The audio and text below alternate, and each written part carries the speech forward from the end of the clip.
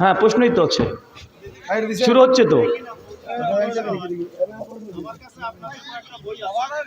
আচ্ছা আচ্ছা আচ্ছা, এখানে চলে আসেন, এসে চলে, একটু তারগুলো দেখে আসবেন, ঠিক আছে? একটু তারগুলো দেখে আসবেন। মাশাআল্লাহ। হ্যাঁ, ওখানে দাঁড়ান, ওখানে। জি,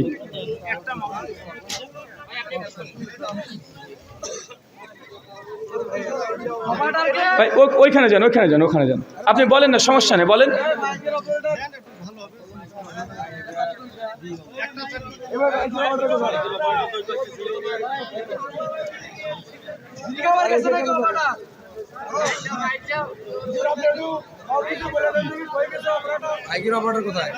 আচ্ছা, মাইকিং অপারেটর নিতে গেলে লেট হয়ে যাবে।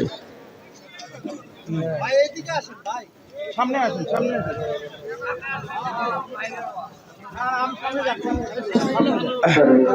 ওই সামনে চলে যান, সামনে চলে যান ভাই, ভাইজান সামনে চলে যান, ওই সামনে চলে যান। হ্যাঁ, আমরা শুনতে থাকি। এই বইটার নাম ভেদান্ত আকিদা বনাম সঠিক আকিদা, পৃষ্ঠা নম্বর 98, 12 নম্বর সম্ভবত প্রশ্ন। রাসূল সাল্লাল্লাহু আলাইহি ওয়াসাল্লাম কবর থেকে সালামের উত্তর দেন, একটি প্রশ্ন। পর্যালোচনা, এটাও কুফরি আকিদা, কারণ মৃত্যু ব্যক্তি দুনিয়ার মানুষের কোনো কথা শুনতে পায় না। দলিল হিসেবে সূরা ফাতিরের 22 নম্বর আয়াত এখানে দেওয়া আছে। অর্থাৎ রাসূলুল্লাহ সাল্লাল্লাহু আলাইহি ওয়াসাল্লাম কবরে সালামের উত্তর দেন না, এটাও কুফরি আকিদা, এটা এখানে লেখা আছে। একটাতে, যে কোনো একটা, যেটা আপনার মানে সবগুলো তো বলা যাবে না। এরপরে হায়াতুন নবী নামে একটা কিতাব আছে আমার কাছে, এটা মোহাম্মদ আসাদুল্লাহ গালি সাহেবের লেখা। তিনি লেখছে, পাক ভারত উপমহাদেশের 20 শতাব্দীতে হানাফি মাযহাবের নামধারীরা প্রধানত নিম্নে দুইটি শিরকি আকিদায় বিভক্ত রয়েছে। এক, বেরলভী, দুই, দেওবন্দি।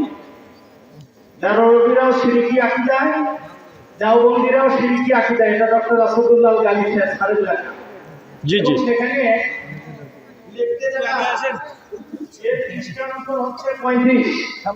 উলামায়ে দেওবন্দের মতে সকল নবী কবরে জীবিত আছেন, জিয়ারতকারীদের সালামের জবাব দেন, এটাও নাকি শিরকি আকিদা।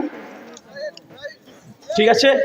আরেকটু, জাল হাদিসের কবলে রাসূলুল্লাহ সালাম, এই বইয়ের 241 নম্বর পৃষ্ঠায় সূরা ফাতিহা কোরআনের অংশ নয়, আল্লাহ বাদ দিয়েছেন, রাসূলুল্লাহ সাল্লাল্লাহু আলাইহি ওয়াসাল্লামও বাদ দিয়েছেন, এছাড়া অসংখ্য ভুল আছে। এই সমস্ত বই লেখে বা এই ধরনের আকিদা, এগুলো শিরকি বা কুফরি বা কি ধরনের, এইটার ব্যাপারে আমি আজকের প্রধান মেহমানকে বলবো। ওনারা, আমি শুধু লজ্জার জন্য বলছি না, ওনার অনেক জায়গায় ভিডিও দেখি, কতটুকু কি, ওনার একটা আমি ভিডিও দেখেছি, উনি বলেছেন ওলামায়ে পুরা ওলামায়ে দেওবন্দকে আমার কাছে নিয়ে আসেন, ভাইয়ের ভিডিও। উনি বলেছেন, উনি যে আজকে বয়ান করলেন যে বুখারী শরীফ শাইখ আব্দুর রাজ্জাক বিন ইউসুফের কথা, ঠিক আছে ভাই, ভাই প্রশ্ন হয়ে গেছে ভাই। সহিহ বুখারীতেও এমনও রাবী আছে যাদের হাদিস সমস্যা আছে। এজন্য আমি ওনাকে বলবো, হয় উনি মহাসে বলতে 1.5 তারিখ দিয়ে, আর না হলে ভ্রান্ত করবে না মানুষকে। ভাই ঠিক আছে, ভাইজান দাঁড়ান, ওখানে দাঁড়ান, ওখানে। আমি এখনই বসবো, এখনই বসবো। এই আমার গায়ে থেকে বই নিয়ে আসেন, গায়ে থেকে ভাই চলে আসেন, স্টেজে আসেন, চলে আসেন।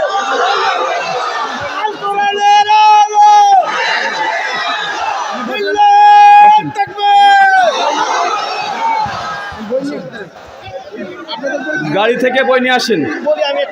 হ্যাঁ, বলা হয়ে গেছে। বসে পারেন ভাই, বলেছি ভাইজান, বলেছি ভাই আগে।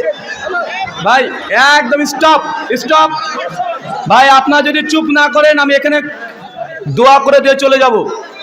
উনি বলেছেন বাহাস উনি করবে, আমি এখনই রাজি, এই মুহূর্তে। 1 মিনিট শেষ ভাই, আপনি তো বললেন আমি কথা বলেছি, আপনি এখানে 7 মিনিট কথা বলেছেন, আমি কথা বলেছি, আপনার কথা রিপ্লাই করতে হবে না, রিপ্লাই করবো, তারপরে আপনি কথা বলবেন। ভাই জানে, একজন কথা বলবেন না, একজন না, চুপ। পিন পড়ার আওয়াজও যেন হয়, পিন পড়ার আওয়াজও যেন আমরা শুনতে পাই, ঠিক আছে? ভাই একদম চুপ করে যান না রে ভাই, আশ্চর্য, একদম চুপ। প্রথম কথা হচ্ছে উনি Sheikh Muzaffar bin Mohsin হাফেজাহুল্লাহ, Sheikh doctor Asadullah জালিল sir এবং আরও কয়েকটা বই থেকে তিনি কয়েকটা কথার উদ্ধৃতি দিয়েছেন এবং তিনি বলতেছেন তাদের এই কথা কোরআন সুন্নাহর আলোকে এটা সহি কি না, এটা তো প্রশ্ন হতো, তাই না ভাইজান? আমি এই যে বই থেকে দিয়েছে যে আল্লাহ রসুলকে সালাম দেওয়া, আল্লাহ নবীকে সালাম দেওয়া এটা কুফুরি, যে কথা বলেছে যেই বই থেকে দিয়েছে ওই বই থেকে আমি সঠিক কথাই বই লেখা আছে, আমি দেখাতে পারবো। এখন আমি দেখাবো যে প্রচলিত সমাজে নবীকে সালাম দেওয়া, এখান থেকে আমরা সালাম দিচ্ছি, আল্লাহ নবী শুনতে পাই, আল্লাহ নবী শুনতে পাই, আমি বাংলাদেশে সালাম দেবো নবী শুনতে পাই, এটা হচ্ছে প্রচলিত আকিদা। প্রচলিত আকিদা কি আকিদা নয়? এই আকিদাটা ভ্রান্ত এবং শিরকি। দুই, আল্লাহ নবীকে যখন কেউ সালাম দেয়, যে বই দিয়েছে এই বই থেকে এখনই দেখাচ্ছি, ভ্রান্ত আকিদা মানে সঠিক আকিদাতে। সুনানে আবু দাউদের 1021 নম্বর হাদিস দিয়ে দলিল এরা হয়েছে, বই মুজাফফর ভাই নিয়ে এসেছে যে ফেরেশতারা সেই সালাম একদম কবর পর্যন্ত পৌঁছে দেয়। এটা কে করে কথা বলেন? ফেরেশতারা পৌঁছে দেয়। মুজাফফর বিন মহসিনের বইটা আমি এক ঝলকে এখনই দেখে ফেলেছি অলরেডি, ওনার কথা বলতে বলতে। ফাজালে আমল একটা বাংলা উর্দু কিতাব, যেটা মৌলানা জাকারিয়া কান্দালবির লেখা, উনার একটা বর্ণনা আছে যে কবরের মধ্যে একজন ব্যক্তি আল্লাহ নিচে গিয়ে দোয়া করেছে আর হাত বের করে দিয়েছে। এই ঘটনাগুলোকে সামনে নিয়েছে, তারপরে পর্যালোচনা করেছে, এগুলো কুফরি আকিদা। কথা বুঝতে পারছেন? আর হায়াতুল আম্বিয়া ফিল কুবুর এই বইয়ে আলাদাভাবে মুজাফফর বিন মহসিন হাফেজাহুল্লাহ 90 নম্বর পৃষ্ঠায় তিনি নিয়ে এসেছেন। দেখেন আজ 90 নম্বর পৃষ্ঠাতে শেখ মুজাফফর বিন মহসিন হাফেজাহুল্লাহ তিনি বলছেন, এখানে দেখেন উনি যেটাকে খেয়ানত করেছে পরিষ্কারভাবে 92 পৃষ্ঠায় পড়ছি, দেখে নেন। চতুর্থ, সাধারণ মানুষকে দেখেন, ভাইজান পড়েন, দেখেন আমার সঙ্গে সঙ্গে পড়েন, আমি পড়ছি আপনি শুনেন। আমাকে একটা মাইক দেন, আপনি ভাই উঠে পড়লে হবে না। ভাই দেখেন ভাই, আমাদের প্রশ্ন বুঝতে হবে, আপনাকে বলি ভাই দেখেন ভাষার নিয়ম বুঝতে হবে। ভাইজান ভাইজান আগে আপনি বললে হবে না। ভাইজান, এক নম্বর হলো রাসূল সাল্লামকে সালাম দিলে জবাব দেন, এটা কুফরি কিনা, এখানে 4-5টা পয়েন্ট। বাহাসা তো সহজ না, আপনি ডেট ভাইজান 300 টাকা ডেট না, আজকে হবে, আজকে হবে রে ভাই। আমি একাই থাকবো পারলে। ভাইজান আমি এখানে মেয়ের বিয়ে দিতে আসিনি যে ডেট করতে হবে। কথা হবে না, 4-5টা পয়েন্ট আছে, আপনি ভাইজান দেখেন তারিখ করেন। উনার বাহাস হবে না, উনার কি বুঝবে? উনার পোস্টমর্টেম এখানে হয়ে যাবে। 10 জন আলেম, এ পক্ষে 10 জন আলেম বসান, কিতাব বসান, আপনি কোন বলেন? আরে ভাই আমি তো এখনই রাজি, আমি একাই রাজি, এখন না, এখন আমি একা করব। দিনের বেলা না, একটা কালকে বিষয় না, ঠিক কালকে করে দেন, না, এখনই, এখন এখন এখন এখন এই মুহূর্তে ভাস হবে। মেয়ের বিয়ে দিতে আসি না আমি এখানে। এই আপনার কথা বলেন না, মাইকটা বন্ধ রাখেন আগে। আরে ভাই উনি যে অভিযোগ করেছেন ভাইজান, উনি যে অভিযোগ করেছেন, যে বই থেকে করেছেন ওই বই থেকে জবাব দিচ্ছি। আমাদের আহলাদের আকীদায় এই বই ক্লিয়ার করে দেওয়া হয়েছে। এই চুপ করে যান ভাইজান, আরে ভাইজান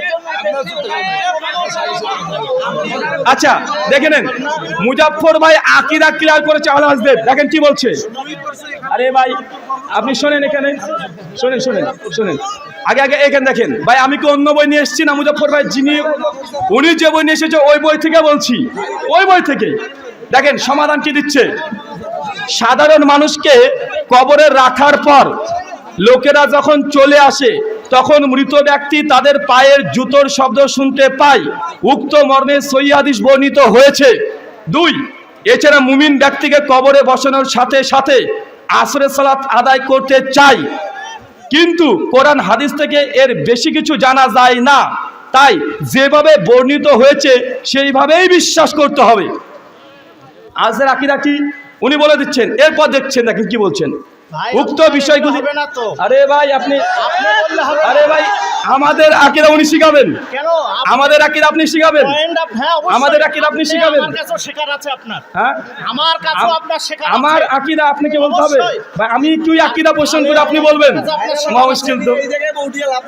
সম্মানিত দর্শক মণ্ডলী, উনি যে কথা বলেছেন মুজাফফর ভাই এইভাবে নয়। চতুর্থ পয়েন্টে স্পষ্ট ক্লিয়ার করে দিয়েছে, কোরআন হাদিসে যেভাবে এসেছে ওইভাবে বিশ্বাস করতে হবে। কিন্তু আমাদের দেওবন্দি ভাইরা বিশ্বাস করে আল্লাহ নবী নাকি কবর থেকে হাত বার করে দিয়েছে।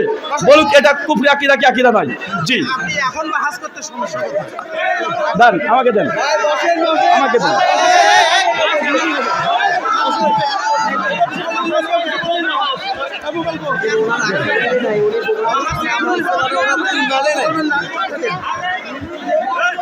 ভাইজান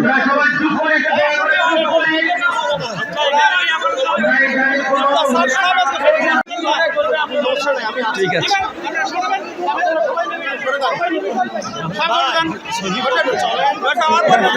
ভাইজান আমাকে ভাই আমাকে আমাকে আপনার দাস দিতে হবে না, আমার দাস দিতে হবে না, আমাকে দাস দিতে হবে না, আপনার আমার দাস দিতে হবে না।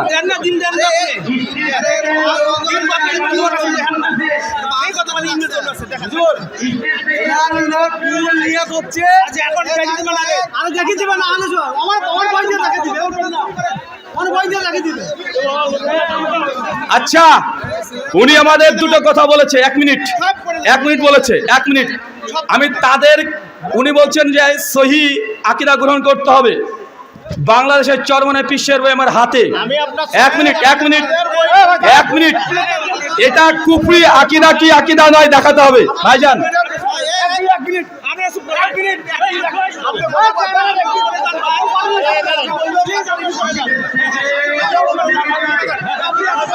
এক মিনিট স্টেপ ভাই, বসেন বসেন বসেন বসেন বসেন বসেন বসেন ভাই, বসেন বসেন, আপনার চুপ। আরে ভাই আপনারা যদি এত কথা বলেন আমি শেষ করে দেব। আপনারা স্টপ করেন ভাই, আপনারা কথা বললে সমাধান হবে না।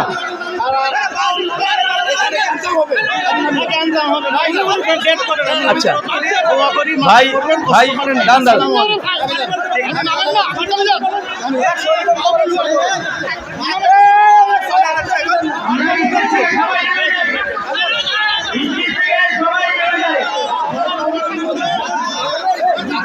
তাকবীর তাকবীর তাকবীর। 1 মিনিট চুপ করে দেন।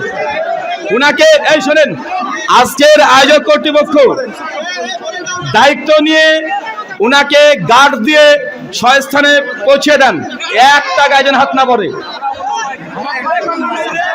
উনাকে যেন একটা অসম্মান না করা হয়, আর অসম্মান যদি করা হয় ওই ভাইকে, আমাদের হানাফি দেওবন্দি ভাই যিনি প্রশ্ন করেছেন, উনাকে যথাস্থানে পৌঁছে দেন, কেউ গায়ে একটা টাচ করবেন না। আর যদি করেন ওয়াল্লাহি আল্লাহর কসম করে বলছি, ওয়াল্লাহি আল্লাহর কসম করে বলছি, আপনাদের এই যে জেলা, কি জেলা নাম এটা, গাইবান্ধা জেলাতে আমি জিন্দেগিতে প্রোগ্রাম দেব না। ওনাকে সুন্দরভাবে পাঠিয়ে দেন, সুন্দরভাবে।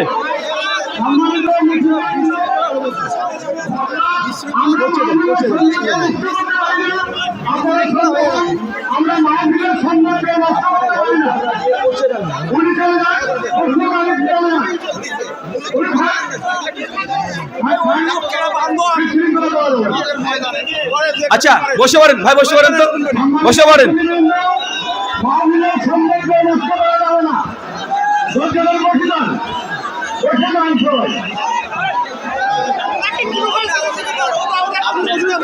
বসেন তো, বসেন ভাই। আপনারা না বসলে আমরা আলোচনা শেষ করে দেব। আচ্ছা আপনার কাছে একটা প্রশ্ন করি ভাই,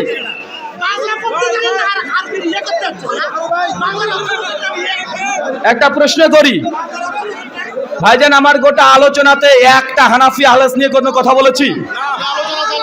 একটা বিতর্কতামূলক কোনো কথা বলেছি?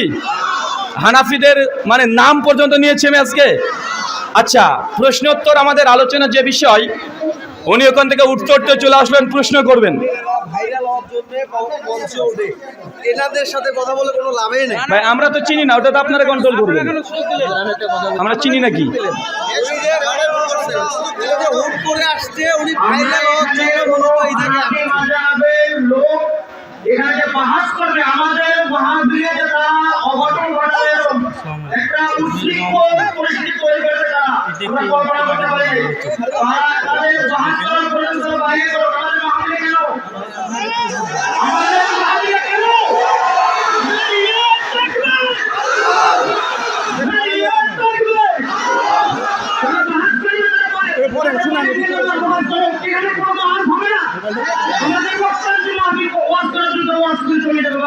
কোনো ভাবে কথা হবে না এখানে। এখন কেউ কোনো কথা বলবে, চুপচাপ ওয়াজ শুনবেন। প্রশ্ন আছে, প্রশ্নের উত্তর দিবেন, সুন্দর মতো পরিবেশন করবেন। কোনো হানাফি মাযহাবের লোক এখানে উচ্ছৃঙ্খল সৃষ্টি করবেন না। শুক্রিয়া। একটু স্টপ হয়ে যান, নীরব নীরব নীরব। ভাই আপনারা বসে পড়েন, বসে পড়েন, বসে পড়েন। সবাই বসে পড়েন। আচ্ছা, বিষয়টা হচ্ছে আমি প্রায় 1 ঘন্টা 15 মিনিট মতো আলোচনা করলাম। ভাই কোনো বিতর্কিত বিষয়ে কথা বলেছি আমি? মানে এটা তার পরিকল্পিতভাবে আসা। মানে আমি যতই বলি ভালো হয়ে যাব, এই হানাফি আহলেস বাহাতার ভালো লাগে না। আমার লক্ষ্য উদ্দেশ্য ইহুদি খ্রিস্টান আর নাস্তিকদের বিরুদ্ধে ডিবেট বিতর্ক করা। আমাকে এরা পরিবর্তন হতে দিচ্ছে না। আমি বারবার এই পথ থেকে ফিরে আসতে চাচ্ছি যে হানাফি ভাইদের সঙ্গে আমাদের ভাই, দেশে বাহাস বিতর্কমূলক কোনো কথা আমি স্টেজে আর বলি না। প্রায় এখানে আমি 10-12টা প্রোগ্রাম করে ফেললাম বাংলাদেশে এসে, একদিনও করিনি। প্রত্যেকটা ইউটিউবে রেকর্ড হচ্ছে। চাচ্ছি ভালো হয়ে যেতে, কিন্তু এই বেচারারা আমাকে ভালো হতে আর দিল না রে ভাই। আমাকে যদি আবারও যদি পুরাতন রূপে যদি ফিরে যেতে হয়, আবার যদি পুরাতন রূপে ফিরে যেতে হয়, তাহলে কিন্তু ভাগ্য অনেক কষ্টই আছে। আপনারা একদম নীরব থেকে যান, একদম নীরব। এই আপনার চুপ করে যান।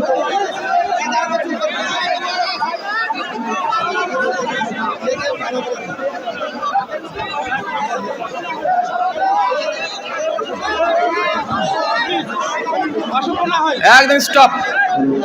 সম্মানিত দিদি ভাই, একটু আমরা লক্ষ্য করবো থেকে, এবং আমাদের মূল্যবান যে মেহমান আসছে তার মূল্যবান কথা শুনবো। একটু অনুগ্রহ করবো চুপ থাকি। আপনাদের করজোরে অনুরোধ করছি, আপনারা একটু চুপ থাকেন।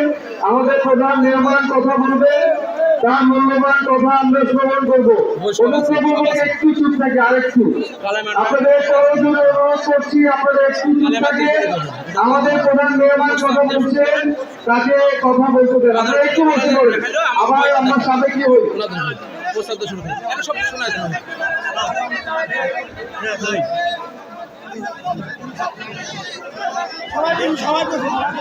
সবাই বসে পড়ি, প্লিজ প্লিজ বসে পড়ুন একটু, আর একটু বসে পড়ুন। কিছু ব্যক্তি আছে বিশৃঙ্খল করার জন্য মাহফিলে আসে।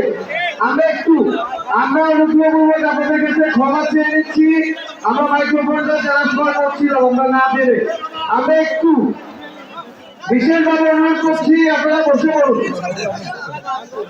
আচ্ছা, চুপ হয়ে গেছে ভাইজান, শুক্রিয়া। চুপ করেন। শাইখুল ইসলাম ইমাম ইবনু তাইমিয়া রাহিমাহুল্লাহ আল মুতাফা 728 হিজরি, তিনি বলেছিলেন সেই সময়তে ফেরকা জাহামিয়াদেরকে লক্ষ্য করে যে একজন ব্যক্তি যে মুনাজির বা বিতর্ক ডিবেট এগুলো করে, তার্কিক ব্যক্তি, এই ব্যক্তিকে সবসময় প্রস্তুতি নিয়ে রাখতে হয়। আমার কাছে বইপত্র সবসময় গাড়িতে এখন 3 ব্যাগ এরকম বই পড়ে আছে, আমি নিয়ে আসিনি, কারণ আমি জানি কখনো কখনো এরকম কিছু মানুষ আছে শান্ত একটা পরিবেশকে নষ্ট করে দেওয়ার জন্য। এত সুন্দরভাবে আলোচনা করলাম আমরা, এতে হানাফিদের উপকার, আহলেসেরও উপকার, কোনো বিতর্কিত একটা বাক্য বলিনি। আমার গোটা আলোচনাতে একটা চুল পরিমাণে ভুল ধরতে পারেওনি, ধরেওনি। মুজফ্ফর ভাই কি লিখেছে, ডক্টর গালিব স্যার কি বলেছে, ভাব নিয়ে এসে মাইক নিয়ে চলে আসছে। কথা বুঝতে পারলেন না ভাইজান? সমাজদের গেলে ইশারায় কাফি। ভাইরাল রোগ, ভাইরাল দুজন, এক হচ্ছে ওমর বিন খাত্তাব আর একটা হচ্ছে আবু জাহেল। আল্লাহ নবী দুজনের জন্য দোয়া করেছেন, দুজনই গোটা বিশ্বের মানুষের কাছে ভাইরাল। একটা ওমর বিন খাত্তাব ফারুকে আজম সাহাবী হিসাবে, আর আবু জাহেল একজন কাফের হিসাবে। তো উনি ভাইরাল হলেন কি হিসাবে দেখেন তো ভাইজান? না না না, উনি ভাইরাল হয়েছেন সুনাম নিয়ে নাই, বদনাম নিয়ে। বদনাম নিয়ে নয় ভাইজান। আচ্ছা, ওরকম যদি বই খুলে দেখাতে যাই, একটা বই পড়ি, গোটা বাংলাদেশের হাঁকখানি পীর, নাম হচ্ছে চরমনাই পীর সাহেব। কি নাম বললাম? চরমনাই পীর সাহেব। তার বই দেখেন কি লিখছে। একটা ঘটনা আছে, ঘটনা বলছেন যে আল্লাহর ওলি শামসুদ তাবরেজি রাহিমাহুল্লাহ একটা ঘটনা। তিনি রাস্তাতে যাচ্ছেন, দেখছেন একটা বুড়ি মেয়ে কাদাকাদি করছে। কাদাকাদি যখন করছে তখন পীর সাহেব বলছে, মা কাঁদো কেন?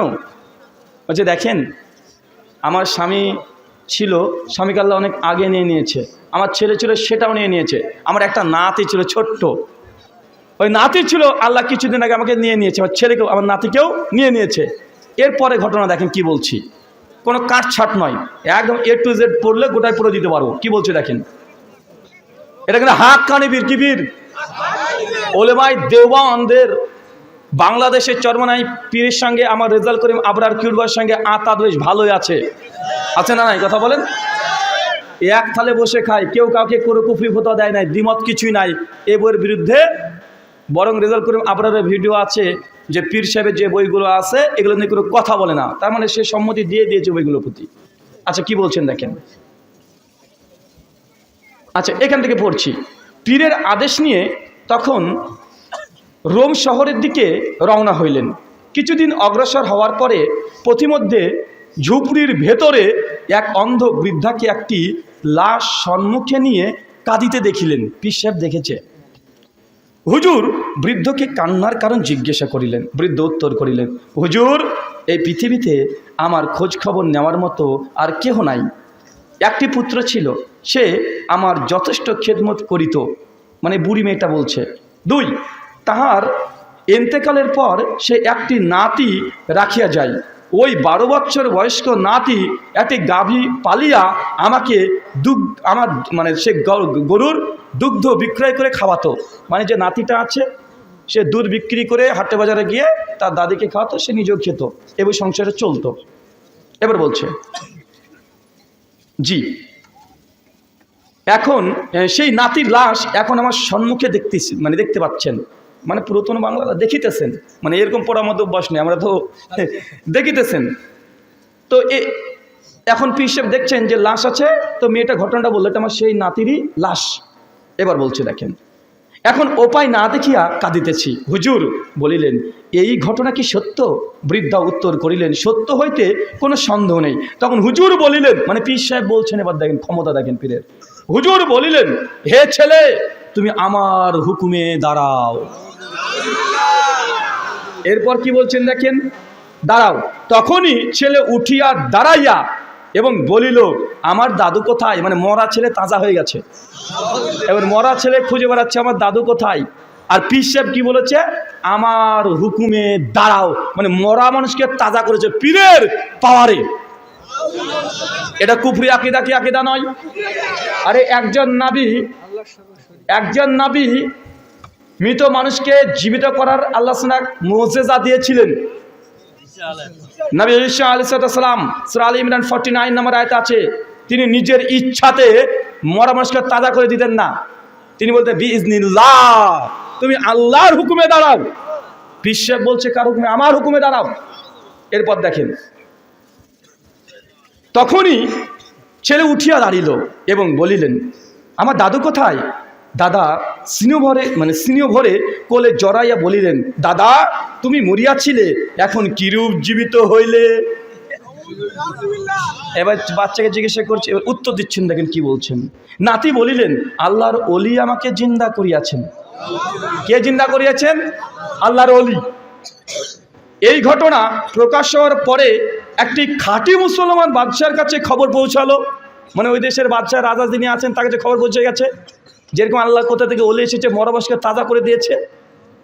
একটা আশ্চর্য ঘটনা যাবে না ভাইজান, চলে গেছে। এবার বলছেন দেখেন, বাদশাহ কুতুব সাহেব দরবারে হাজির করিয়া জিজ্ঞাসা করিলেন, হুজুর আপনি কি বলিয়া বৃদ্ধ নাতিকে জিন্দা করিয়াছেন? তখন যেহেতু মুসলিম শাসক রাজা, ও তখন পীর সাহেবকে বলছে যে আপনি যখন মৃত ছেলেটাকে জীবিত করলেন, কি বলে জীবিত করলেন? কারণ উনি যিনি শাসক, উনিও জানেন যে আল্লাহ চাইলে মৃত মানুষকে জীবিত করতে পারেন, কারামত হতে পারে কি পারে না, যে নবীকে দিয়েছে। তো তিনার হয়তো অন্তরে তার তাওহীদ আছে, শিরিক মুক্ত আকীদা তার আছে। এবার ঝাড় যে কী বলে আপনি জীবিত করলেন? পীরকে জিজ্ঞাসা করছে, পীর সাহেব বলছেন, এবার দেখেন 6 মেরেছে। এবার দেখেন তিনি বলিলেন, আপনি কি বলে বৃদ্ধ নাতিকে চিন্তা করেছেন? তিনি বলিলেন, মানে পীর বলছেন এবার, যে আমি বলিয়াছি, হে ছেলে আমার আদেশে জীবিত হও।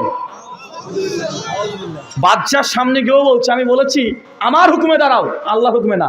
এরপর দেখেন এবার নাঙ্গা করে বলে দিচ্ছে। দেখেন বাদশাহ বলিলেন, আফসোস।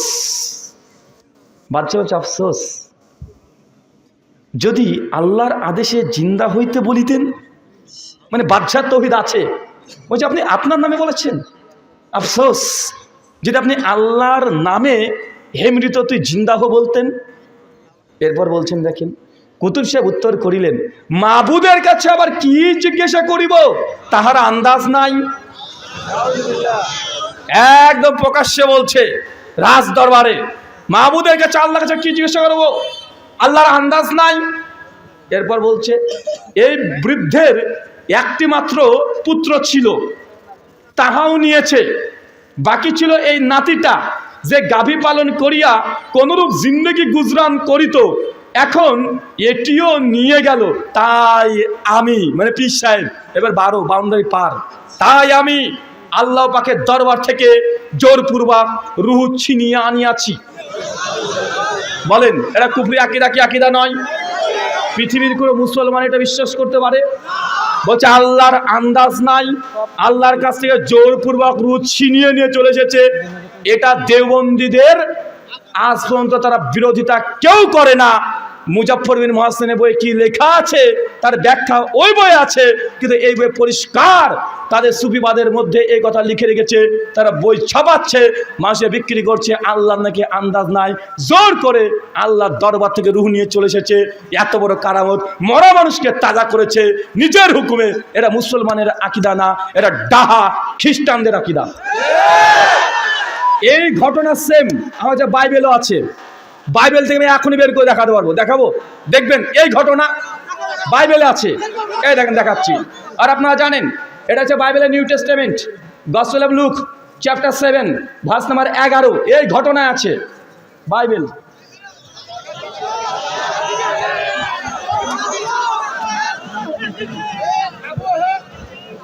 সাইডে আছে কেন? আচ্ছা বাইবেলটা পড়ে গেছে নাকি নিচে? সাইডে আছে নাকি? হ্যাঁ বাইবেল। এই ঘটনা মুসলমানের কোরআন সূরা আলে ইমরান খোলেন, নবী ঈসা আলাইহিস সালাম মৃত মানুষকে জীবিত করতেন, বলতেন বিইজনিল্লাহ, তুমি আল্লাহর হুকুমে দাঁড়াও। Gospel of look chapter number 7 verse number 11। ভাই আমি নিজের তরফ থেকে কোনো কথা বলছি, ডাইরেক্ট রিডিং করছি। 7 নম্বর অধ্যায় 11 নম্বর ভার্স। এগেন বাইবেল, পবিত্র বাইবেল, নতুন নিয়ম মানে new testament, gospel of look chapter 7 verse number 11 কি বলছেন দেখেন। কিছুকাল পরে তিনি নঈন নামক নগরে যাত্রা করিলেন। কথা ভাই চুপ করে যান না ভাইজান একটু। ঠিক একই ঘটনা, প্রেক্ষাপট আলাদা, একই কোয়ালিটির, কপি ঝেড়েছে এখান থেকে। দেখেন নগরে যাত্রা করিলেন এবং তাহার শিষ্যরাও বিস্তার লোক তাহার সঙ্গে যাইতেছিল, মানে একসঙ্গে যাচ্ছিল। যখন তিনি নগরের দ্বারের নিকটবর্তী হইলেন, দেখতেন একটি লোক মরা মানুষকে বহন করিয়া বাহিরে লইয়া যাইতেছে, সে আপন মাতার একমাত্র পুত্র। বুঝতে পারছেন ঘটনা? দেখেন সিমিলার কেউ আসছে। এবং সেই মাতা বিধবা, আর ছেলে নগরের অনেক লোক তাহার সঙ্গে ছিল। তাহা দেখিয়া প্রভু, মানে খ্রিস্টানরা প্রভু বলে, বুঝতে পারছেন না ভাইজান? হিন্দুরা দেখবেন ইসকন যারা আছে তাদের ঠাকুর পণ্ডিতকে কি বলে? প্রভু বলে না? প্রভুপাদ। আমার কাছে গীতাও আছে, ভাগবত গীতা থেকে দেখিয়ে দিতে পারবো। প্রভু তাহার প্রতি করুণা বিশিষ্ট হইয়া এবং তাহাকে কহিলেন, কাঁদিও না। মানে তাকে হচ্ছে কাঁদিও না, তোর ছেলে মারা গেছে, তুমি কাঁদিও না, কাঁদিও না। এরপর বলছেন দেখেন, পরে নিকটে গিয়ে খাট স্পর্শ করিলেন, আর বাহকের দাঁড়াইয়া, মানে বাইরে দাঁড়িয়া তিনি কইলেন, হে যুবক, তোমাকে বলছি উঠো। এই দেখেন, দেখেন এসে দেখেন বাইবেলে আছে, ওঠো। তাহাকে সেই মরা মানুষটি উঠিয়া বসিল। মরা মানুষ উঠে বসে পড়েছে এবার। আচ্ছা, মানে বাইবেল খুব ছোট ছোট করে লেখা। বসিল এবং কথা কহিতে লাগিল। পরে তিনি তাহাকে তাহার ভয়গ্রস্ত হইল এবং ঈশ্বরের গৌরব করিয়া বলিতে লাগলো, আমাদের মধ্যে একজন মহান ভাববাদী উদয় হয়েছেন, আর ঈশ্বর আপন প্রজাদের তত্ত্বাবধান করিয়াছেন। পরিষ্কার এই ঘটনার যে কনটেক্সট, মূল কনটেক্সটটা নিয়ে পিছে গোটাটা মেরে দিয়েছে, স্টোরি চেঞ্জ করে দিয়েছে। এটা খ্রিস্টানদের ভাষা অনুযায়ী আছে, ওরা ইসলামিক ভাষা ব্যবহার করে দিয়েছে। কথা বুঝতে পারলেন না ভাইজান?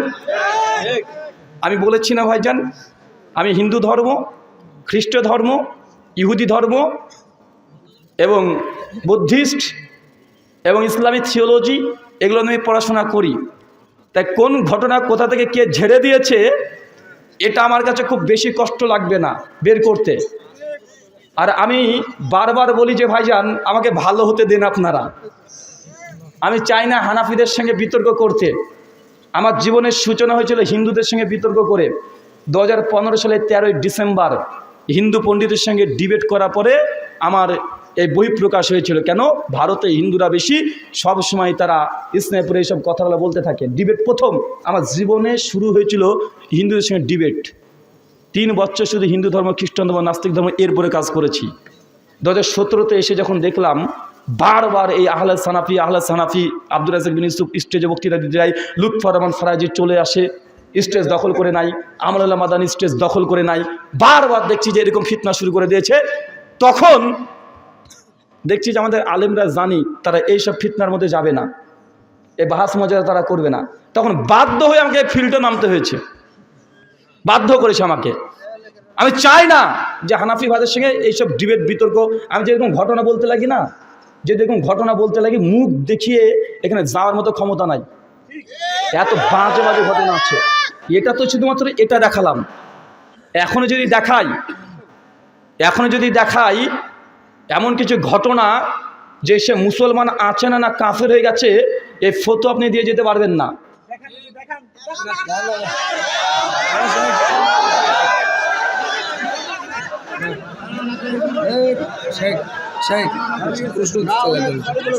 ভাই প্রশ্ন উত্তর আর হবে না, মুড শেষ।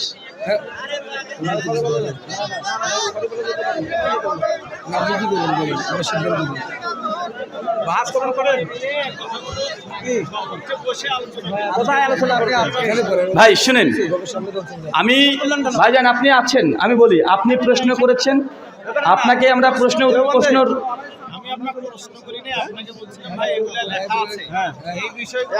ভাই রেকর্ড হচ্ছে, আপনি ওখানে বলে এসেছেন ভাই আমার একটা প্রশ্ন আছে, রেকর্ড আছে, এখন প্লে করে দেখিয়ে দেবো। প্রশ্ন আছে বলে উঠেছেন, যদি এটা হয়ে থাকে তাহলে হয়তো কথা মিস্টেক, কিন্তু আমার মূল উদ্দেশ্য। তো আপনি বলে দিলেন না কেন ভাইজান? বললেন না কেন যে হায়াতুল আম্বিয়া নিয়ে যে ডিবেট করতে চান? ভাই হায়াতুল আম্বিয়া ফিল কুবুর নিয়ে মেহরবানি করছি আপনার কাছে।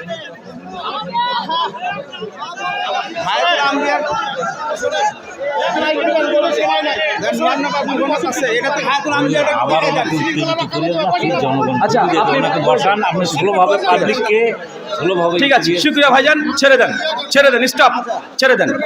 আর কথা বলেন না, ছেড়ে দেন ভাই, আপনার চুপ করে যান ভাই, ঠিক আছে ছেড়ে দেন ভাইজান। শোনেন, অনেক হয়ে গেছে। আর আমি একটা কথা বারবার বলি যে আমাদের আলোচনাতে আমি আলোচনাতে কখনো আমার আলোচনা দেখেন, আলোচনার মাধ্যমে বিতর্কিত মাসালা নিয়ে আলোচনা করি না। আমার ইউটিউবে হাজারো বক্তৃতা আছে, কোনো বক্তৃতার বিষয় বিতর্কিত মাসালায় নাই। সর্বোচ্চ 6 থেকে 7খানা পাবেন যে বিতর্কিত মাসালা নিয়ে বক্তৃতা দিয়েছি। আমাকে যখন প্রশ্ন করে তখন উত্তর দিই, এটা আমার থিম। আমি আলোচনা যখন করি আমল আখলাক এটা নিয়ে আলোচনা করি। কথা বুঝতে পারলেন না ভাইজান? আপনি দেখেন গোটা বক্তৃতা শোনেন, দেবেন ইবাদত কবুলের শর্ত আমার আলোচ্য বিষয়, কিভাবে জান্নাতে ঘর নির্মাণ করবেন আমার আলোচ্য বিষয়, কিভাবে ফেরেশতারা আপনার জন্য দোয়া করবে এটা আমার আলোচ্য বিষয় হয়। মানে এই ধরনের আমলগত আলোচনাগুলো বেশি করি। এবং কেউ যদি প্রশ্নোত্তরের মাধ্যমে বিতর্কিত প্রশ্ন দিয়ে দেয় তবে আমাকে উত্তর দিতে হবে না, উত্তর দিই। তাই আমাকে অন্ততপক্ষে আমি বলে দিয়েছি আগে থেকেই যে বিতর্কিত মাসালা নিয়ে অন্ততপক্ষে আমার সঙ্গে এগুলো করতে আসেন না। আমি ইন্ডিয়ার মানুষ, ভারতের মানুষ, দেওবন্দ কিন্তু ভারতে।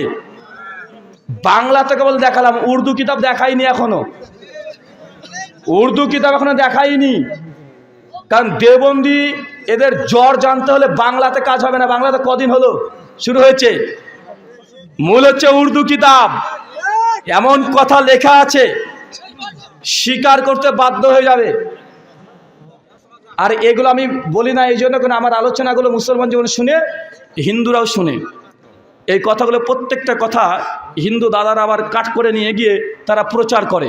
অনেক প্রতিবন্ধকতা থাকে, কারণ আমি ইন্ডিয়ান, বাংলাদেশে এসে যেসব কথা বলা যায় না, অনেক আমাকে বাধা নিষেধ মেনে চলতে হয়, অনেক বাধা নিষেধ আছে।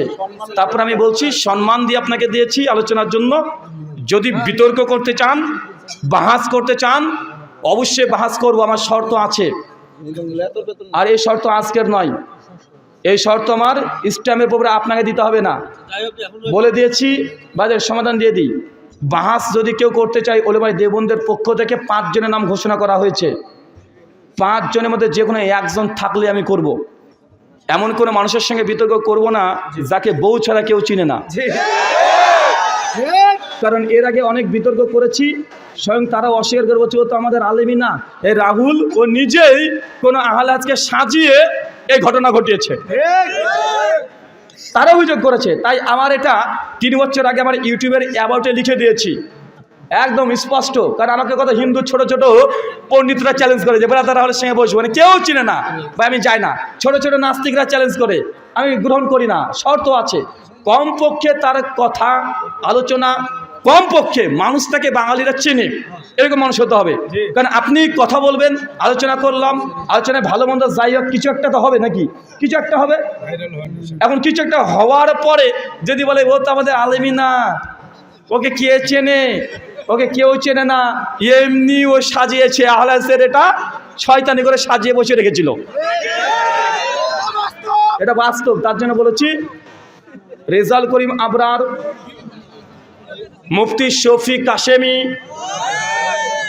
শামসুদ্দোহা আশরাফি, লুৎফর রহমান ফারাইজি, ওকে তো দেবন্দিরা মানে না, ওকে তখন খারেজি ফতোয়া দিচ্ছে দেবন্দরা, ওর কথা কি বলছেন। আর 5 নাম্বার আপনাদের এই যে কিনা না না শিশু বাচ্চাই ফিল্ডে আপনার ওই যে আরিফ বিন হাবিব, এই 5 জন যারা ইখতিলাফি মাসালা নিয়ে কথা বলে, তাদের সঙ্গেই যে কোনো একজন আসেন, যে কোনো একজন থাকলে হবে, ওদের সঙ্গে আপনি থাকবেন। আপনি একা আপনার সঙ্গে ডিবেট হবে না, কথা বুঝতে পারছেন। ওই 5 জন পরিচিত আলেমের সঙ্গে আপনিও আসেন, সমস্যা নাই। আমি ইনশাআল্লাহ একাই থাকবো, আমি একা থাকবো। 5 জনের মধ্যে আপনি আসতে পারেন, আপনার সঙ্গে করবো না কথা নয়, কিন্তু আপনি মূল মুনাজির হিসাবে নয়। যে কোনো 5 জন থাকবে ওর মধ্যে, আমি 5 জনকে বলিনি, তাহলে 5 জন বললে এটা ডিবেট না করার মতো হয়ে যাবে। বলে যে না 5 জনটা রাজি হবেন একসঙ্গে, যে কোনো একজনই আসেন, ওর সঙ্গে আপনি থাকবেন। কথা বুঝতে পারছেন? আমি বাংলাদেশে এখন 1 মাস ইনশাল্লাহ প্রায় থাকবো। কন্টিনিউয়াসলি প্রতিদিন প্রোগ্রাম দুপুর এবং রাত্রে চলতে থাকবে, দুপুর এবং রাত্রে চলতে থাকবে। যদি রাজি হয়ে যান, যদি রাজি হয়ে যান, আবু আসিফ ভাইয়ের নাম্বার আছে, নাম্বার লিখে নেন। আবু আসিফ ভাইয়ের নাম্বার আছে, আমার ফেসবুকে নাম্বার দেওয়া আছে, ফোন করবেন, ফোন করে ওনার সঙ্গে আমার প্রতিনিধি হিসাবে ওনাকে আমি রেখে গেলাম বাংলাদেশের, ঠিক আছে? যদি আসতে হয় ঈদের পর বাহাসের জন্যই আসবো, ঠিক আছে? 5 জনের মধ্যে 1 জন থাকতে হবে, আর তারপরে আপনি আপনিও থাকবেন। আরো দেবন থেকে 10 জন নিয়ে আসেন, আমার সমস্যা নাই, ওকে, ঠিক আছে? ঠিক আছে ভাইজান। আর আলোচ্য বিষয় সেই সময়তে ঠিক করা হবে ইনশাআল্লাহ, ঠিক আছে? শুকরিয়া, জাযাকাল্লাহ খায়রান, বারাকাল্লাহ ফিকুম। আল্লাহ সুবহানাহু ওয়া তাআলা যে কথা বললাম প্রথমে আমাকে, তারপর আপনাদের প্রত্যেককে আমল করার তৌফিক দান করো, সকলে পড়ি আল্লাহুম্মা আমিন। ফরজ সালাতের পর মানুষ মাটি দেওয়ার পর 2 হাত তুলে মুনাজাত করা যাবে কি? এই শোনেন না, আরে উত্তর দেবো কি দেবো না?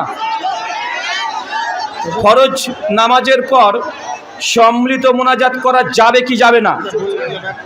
মূল কথা হচ্ছে ফরজ নামাজের পরে হাত তুলে সম্মিলিত মুনাজাত করতে হবে। এই মর্মে সহি কোনো রিওয়ায়াত পাওয়া যায় না। যা পাওয়া যায়, যে কটা পাওয়া যায় সবগুলো একদম জয়ীফ জিদ্দান, একটা হচ্ছে সহি না। এ কথা যদি জবাব দিতে হয় তাহলে একটা জবাব দিয়ে যাই। ভাই রেজাল্ট করিম আবরার আমার কিউট বলে একটা বই আছে, আপনি কিভাবে নামাজ পড়বেন, কি বললাম?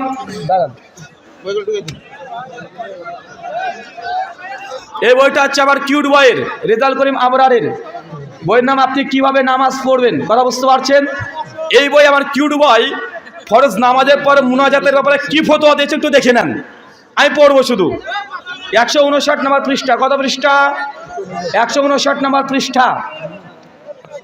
আবরারকে নিয়ে এসো, বাহাস হবে ফরজ নামাজের পরে মুনাজাত সুন্নাত না বিদাত, নিয়ে এসো একবার। এখান দেখেন কি লিখছে, দেখেন 159 নম্বর পৃষ্ঠা। আপনি কিভাবে নামাজ পড়বেন এই বইয়ের, আপনারা এখানে দেখতে পাচ্ছেন রেজাল্ট করিম আবরারের বই। কার বই? রেজাল্ট করিম আবরার সাহেবের বই। বাংলাতে লিখে রেখেছেন বই, আমি বাংলাটায় পড়ছি, একটা ভুল বের করে দেখা বলছেন। দেখেন নোট, বর্তমান যুগে নামাজের পরের মোনাজাতকে যেভাবে গুরুত্ব দেওয়া হয়, মনে হয় দোয়া যেন নামাজের অংশ। আমার কিউট বই বলছে কোনো ইমাম দোয়া না করলে তাকে অভিসম্পদ করা হয়, এটা সঠিক নয়।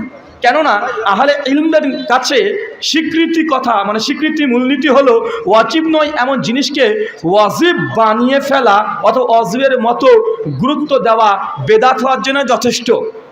কথা বুঝতে পারছেন? এবার সমাধান দিচ্ছে দেখেন, অর্থাৎ অনেক শহরে ফরজ নামাজের পর হাত তুলে দোয়া করার প্রচলন হয়ে গেছে, রাসূলের যুগে এটা প্রমাণিত নয়। আমার কিউট বয় বলছে, ওর লেখা বই। আপনি কিভাবে নামাজ পড়বেন 159 নম্বর পৃষ্ঠা, বই ছাপিয়েছে দারুল উলুম লাইব্রেরি থেকে, ইসলামী টাওয়ার, আন্ডারগ্রাউন্ড 11-1 বাংলা বাজার, ঢাকা 1100 ঠিকানা। এরপর কি বলছে দেখেন, বিশেষ করে পাবন্দি সহকারে, পাবন্দি মানে কন্টিনিউয়াসলি প্রতিদিন, এখানে উর্দু ঢুকেছে, পাবন্দির সঙ্গে। তবে হ্যাঁ, ফরজ নামাজের পর অনেক দোয়ার কথা প্রমাণিত আছে, কিন্তু হাত তোলার কথা নাই। দেখেছেন ভাই, এটা আমার কথা। তোমার আবরারকে ধরে নিয়ে এসে আমার সামনে যাও, আবরারকে ধরে নিয়ে এসে ফরজ নামাজের পরে মুনাজাত এটা প্রমাণ করে দিয়ে যায়, যেন জিন্দেগিতে আসবে না। কেন? বইয়ে লিখে রেখেছে ওটা, মানে মাইকে চিৎকার মারুক মাইক মুজাহিদেরা, কিন্তু বইয়ে লিখতে গিয়ে ঠিক লিখে রেখেছে। কেন ধরা পড়বে যে? কারণ বই কজন পড়ে? বই তো পড়ে না। আর পড়ে পড়ে টুক করে এই শেষ লাইনে এখানে টুক করে কথা লিখেছে, কে বুঝবে? মানে আল্লাহর কাছে বাঁচার জন্য এই কথা লিখে রেখেছে ঠিক, কিন্তু চিল্লাচিল্লি করে বেড়াচ্ছে। ওদের একটা কৌশল আছে কি জানেন? বলে কে বলেছে ফরজ নামাজে বলে দোয়া নাই? বাহাসের চ্যালেঞ্জ থাকলো, ফরজ নামাজে বলে দোয়া আছে। ভাই এটা তো বিতর্কের বিষয় নাই যে ফরজ নামাজের পরে দোয়া আছে না নাই। আরে আমরা তো বলি দোয়া আছে। চ্যালেঞ্জ শুনবেন ভালো করে কি বলছে, ওদের কথার মধ্যে মারপ্যাচ থাকে, কথার মধ্যেই মারপ্যাচ থাকে। চ্যালেঞ্জ করুক, ফরজ নামাজের পর ইমামের সঙ্গে পেছনে মুক্তাদি আছে, ইমাম দোয়া পড়বে, মুক্তাদি জোরে জোরে আমিন বলবে, নামাজের শেষে হতে হবে। এই যে 5টা পদ্ধতি একসঙ্গে একবারে বুকে দম থাকলে চ্যালেঞ্জ করে দেখা। কথা বুঝতে পারলেন ভাইজান? নাই, আর এ বিষয়ে চ্যালেঞ্জ করবে না। শুক্রিয়া, জাযাকাল্লাহ খায়রান, বারাকাল্লাহ ফিকুম। তাদের ফতোয়া অনুযায়ী এটা বেদাত। আল্লাহ সুবহানাহু ওয়া তাআলা এইসব বেদাতি আমল থেকে আমাদের হেফাজত করে, সকলে পড়ি আমিন। আল্লাহ আমাদের মধ্যে যারা অসুস্থ আছে তুই তাদেরকে শেফায়ে কুল্লিয়া দান করো, সকলে পড়ি আল্লাহুম্মা আমিন। আল্লাহ আমাদের মধ্যে যারা মৃত্যুবরণ করেছে তুই তাদেরকে ক্ষমা করে জান্নাতুল ফেরদৌস দান করো।